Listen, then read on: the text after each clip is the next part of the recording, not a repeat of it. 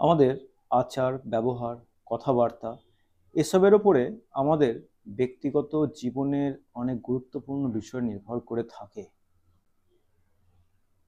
আমরা সামাজিকভাবে বা ব্যক্তিগত জীবনে কতটা সফল বা কতটা অসফল এটা নির্ভর করে কিন্তু আমাদের এই আচার ব্যবহার বা কথাবার্তা বা আমাদের চালচলনের উপরে।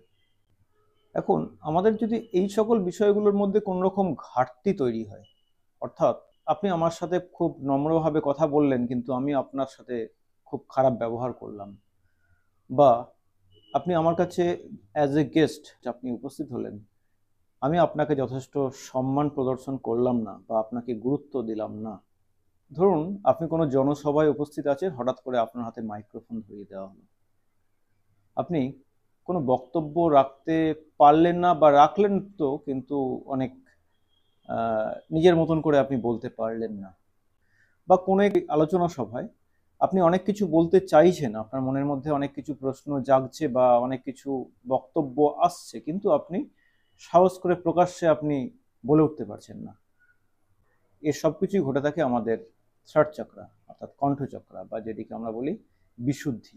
এই বিশুদ্ধি চক্রার ইমব্যালেন্সিং এর কারণে আমাদের এই বিশুদ্ধি আমাদের ব্যক্তিগত জীবনকে শুদ্ধিকরণ করে। আসলে এই বিশুদ্ধির নামকরণের মধ্যেই রয়েছে এই চক্রের মাহাত্ম্য। আমাদের পুরাণে যেমন রয়েছে, সমুদ্র মন্থনের সময় যখন বিষ উঠেছিল, সেই বিষ থেকে জগৎ সংসারকে রক্ষা করার জন্য মহাদেব সেই বিষ ওনার কণ্ঠে ধারণ করেছিলেন, অর্থাৎ ওনার বিশুদ্ধির দ্বারা সেই বিষকে উনি আবদ্ধ করেছিলেন। আমাদের ব্যক্তিগত জীবনেও এই বিশুদ্ধির খুব স্বাভাবিক প্রয়োগ রয়েছে। যেমন ধরুন আপনি কোনো কর্মের দায়িত্ব নিয়েছেন, আপনি সঠিকভাবে সেই কর্ম আপনি সম্পাদন করতে পারলেন না, এখন আপনার রক্ষা কবচ কি? আপনি যে অসফল হয়েছেন, আপনার অজুহাত মিশ্রিত যে সারেন্ডার, এর দ্বারাও আপনি মুক্ত হতে পারেন। অথবা আপনার যে আচার ব্যবহার দ্বারা আমরা অনেক সময় কারোর ভুল কর্মকেও আমরা অনেক সময় ক্ষমা করে দিয়ে থাকি। একইভাবে আপনি কোনো বড় সমস্যায় পড়েছেন, হয়তো কোনো জনরোষে পড়েছেন, সেক্ষেত্রেও কিন্তু আপনার আচার ব্যবহার বা আপনার কথাবার্তার দ্বারা কিন্তু আপনি সেখান থেকে আপনি বেরিয়ে আসতে পারেন। এমন উদাহরণ আমরা প্রায়শই দেখে থাকি। কিছু মানুষ রয়েছেন যাদের মন হয়তো ভালো, মন হয়তো অনেক বড় মাপের, কিন্তু তার আচার ব্যবহার বা তার কথাবার্তার মধ্যে সৌজন্যতা বা মিষ্টতা না থাকার কারণে মানুষের কাছে তিনি অপ্রিয়। এর কারণ ওনার বিশুদ্ধির ইমব্যালেন্স। আর যে সকল মানুষের দেখবেন আচার ব্যবহার, তার কথাবার্তার মধ্যে মিষ্টতা এই সকল থাকে, স্বাভাবিকই সাধারণ মানুষের কাছে তার গ্রহণযোগ্যতা অনেক বেশি। আর যার ইম্প্যাক্ট পড়ে আমাদের ব্যবসায়িক জীবনে, যার ইম্প্যাক্ট পড়ে আমাদের চাকরি জীবন বা কর্ম যে কোনো জীবনই, আমাদের তার ইম্প্যাক্ট কিন্তু ভীষণভাবে পড়ে থাকে। এছাড়া আমাদের বেশ কিছু রোগের মাধ্যমে আমাদের বিশুদ্ধির ইমব্যালেন্সিং বোঝা যায়। যেমন দেখুন, যারা থাইরয়েডের পেশেন্ট, দেখবেন যারা থাইরয়েডের পেশেন্ট হয় সেই ব্যক্তিদের অদ্ভুত কিছু বৈশিষ্ট্য থাকে। তারা দেখবেন তাদের আবেগকে খুব সহজে প্রকাশ করতে পারে না। খুব দুঃখ পেলেও সেইভাবে কাঁদতে পারেন না, বা খুব আনন্দ পেলেও খুব ভালোভাবে উনি আনন্দ করতে পারেন না, অর্থাৎ সমস্ত কিছুর মধ্যে চাপা চাপা একটা স্বভাব।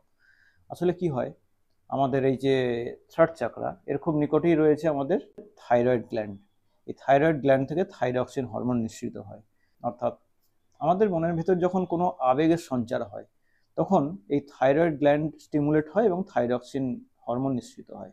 এখন সেই আবেগকে যদি আপনি ধামাচাপা দেন, আপনার অভিব্যক্তির মধ্যে সেটিকে যদি জোরালোভাবে প্রকাশ না করেন, এতে কি হয়, আপনার এই থাইরয়েড গ্ল্যান্ডের যে সিক্রেশন বাধাপ্রাপ্ত হয়, যার পরিণামস্বরূপ আমরা থাইরয়েডের পেশেন্ট হয়ে পড়ি।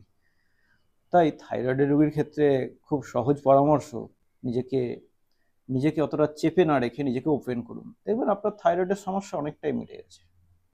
এখন আমাদের থট চক্রাকে ব্যালেন্স করার কি কি উপায়? দেখুন, অন্যান্য চক্রা ব্যালেন্সের মতনই আমি সায়েন্টিফিক উপায়ে সবসময় বলে থাকি, যে কোনো চক্রাকে ব্যালেন্স করার উপায় হলো আপনার দৈনন্দিন নিয়মানুবর্তিতা। থট চক্রাকে ঠিক করার একটি খুব ভালো উপায় হলো, আমরা যারা বিভিন্ন কর্মের মধ্যে রয়েছি, আর্লি ইন দ্য মর্নিং ঘুম থেকে উঠে সেই কর্মের ওপর আমাদের ফোকাস করা। যেমন যদি আপনি সঙ্গীত শিল্পী হয়ে থাকেন, ঘুম থেকে উঠেই আপনি সঙ্গীত চর্চা শুরু করুন। আপনি যদি ভালো চিত্রশিল্পী হয়ে থাকেন, ঘুম থেকে উঠেই আপনি কোনো ড্রয়িংয়ের দিকে মনোনিবেশ করুন। আপনি যদি কোনো ব্যবসায়ী হয়ে থাকেন, সকালে উঠেই আপনি আপনার প্ল্যানিং বা আপনার হিসাব শাস্ত্র নিয়ে আপনি বসা অভ্যাস করুন। বা আপনি যদি অ্যাথলেটিক্স হন, সকালে ঘুম থেকে উঠেই আপনি অ্যাথলেটিক্সের দিকে মনোযোগ দিন। অর্থাৎ আপনার যেটা কর্ম বর্তমানে, আপনি যদি স্টুডেন্ট হয়ে থাকেন, সকালে ঘুম থেকে উঠেই আপনি আপনার পড়াশোনার দিকে মনোযোগ দিন।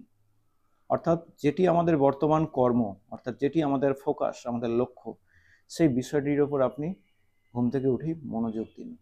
দেখবেন অতি দ্রুত আপনার এই থার্ড চাকরা আপনার ব্যালেন্সিং হচ্ছে। আপনার আচার ব্যবহারের, আর আপনার থার্ড চাকরা কতটা ব্যালেন্স হয়েছে আপনার আচার ব্যবহারের মধ্যেই তার প্রকাশ পাবে। অন্যান্য চক্রের মতনই থার্ড চক্রাকে ভালো করার জন্য রয়েছে আমাদের খাদ্য, বিশেষ করে প্রাকৃতিক আহার। প্রাকৃতিক খাদ্যের উপরে প্রচুর পরিমাণে জোর দিন। তো সেক্ষেত্রে জুসি টাইপস যে কোনো ফ্রুটস কিন্তু আমাদের থার্ড চাকরাকে ব্যালেন্স করে। এছাড়া গ্রিন ভেজিটেবলস তাও রয়েছে আমাদের থার্ড চাকরাকে ব্যালেন্স করার জন্য। আর আমাদের জেমস্টোনস, ব্লু কালারের জেমস্টোনস, বিশেষ করে ব্লু সাফায়ার অর্থাৎ নীলা, আমাদের থার্ড চক্রের জন্য সর্বোত্তম উপযোগী একটি রত্ন। আর অনেক দামের কারণে ব্লু সাফায়ার যারা অ্যাফোর্ড করতে পারবেন না, তারা অবশ্যই ব্যবহার করতে পারেন ব্লু ট্যানজানাইট। এছাড়া আরও কম দামে যদি আপনি উপরত্ন ব্যবহার করতে চান, সেক্ষেত্রে ব্লু কায়ানাইট, আয়োলাইট, ল্যাপিস লাজুলি ইত্যাদি জেমস্টোনসও কিন্তু আমাদের থার্ড চক্রে উপকারে আসে। এখন বিষয়টি হলো, যে কোনো রত্ন আপনি যখন ধারণ করবেন, আমি বারবার করে আমার অন্যান্য ভিডিওর মধ্যে বলি যে ট্রিটেড বা হিটেড রত্ন যদি আপনি ধারণ করেন, সেক্ষেত্রে কিন্তু আপনি যতই মূল্যবান সেটি ধারণ করুন না কেন, আপনার কিন্তু বিশেষ উপকারে আসবেন না।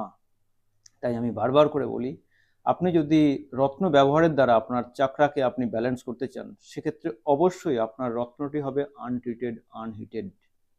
অর্থাৎ সেটি যেন সম্পূর্ণ প্রাকৃতিক হয়ে থাকে এবং তার মধ্যে কোনো কৃত্রিমভাবে তার মধ্যে কালার চড়ানো বা এই জাতীয় জিনিস যেন না হয়। আর এর সাথে আরেকটু সংযোগ করি, বিভিন্ন মানুষের বিভিন্ন রকম কনফিউশন থাকে, প্রশ্ন থাকে যে ওজন কতটা ব্যবহার করব।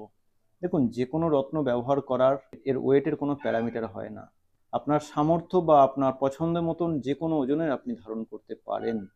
শুধু একটি বিষয়ে গুরুত্ব দেওয়া দরকার, রত্নটি যেন অবশ্যই হয় পিওর, অর্থাৎ সেটির মধ্যে কোনো রকম কৃত্রিমভাবে তৈরি করা বা কৃত্রিমভাবে রং করা, অর্থাৎ ট্রিটেড বা হিটেড যেন না হয়। যাই হোক, এই ছোট্ট ভিডিওর মাধ্যমে আমি প্রকৃত বিষয়টা বোঝানোর চেষ্টা করেছি।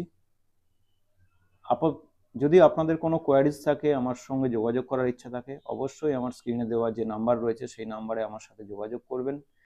নির্দ্বিধায় আমার সাথে সরাসরি কথা বলবেন। যদি কোনোভাবে আমাকে ফোনে না পেয়ে থাকেন, অবশ্যই আমার হোয়াটসঅ্যাপ নাম্বারে আমাকে মেসেজ করবেন। অবশ্যই আমি আমার সময়ের সুযোগ মতন আমি রিপ্লাই করব। আর আমার কাছে যারা আসতে চাইছেন, আমি বারবার করে অনুরোধ করব যে আমাকে ফোন না করে অতর্কিত আমার কাছে এসে পৌঁছাবেন না। আমি এক একজন ব্যক্তির সঙ্গে নির্দিষ্ট সময় নির্ধারণ করে আমি তাকে সময় দিই। আপনি ফোন না করে আসলে এতে আপনার এবং আমার দুজনের ক্ষেত্রেই অসুবিধা তৈরি হতে পারে। যাই হোক, আপাতত এখানেই শেষ করছি। আপনারা প্রত্যেকে ভালো থাকবেন। নমস্কার।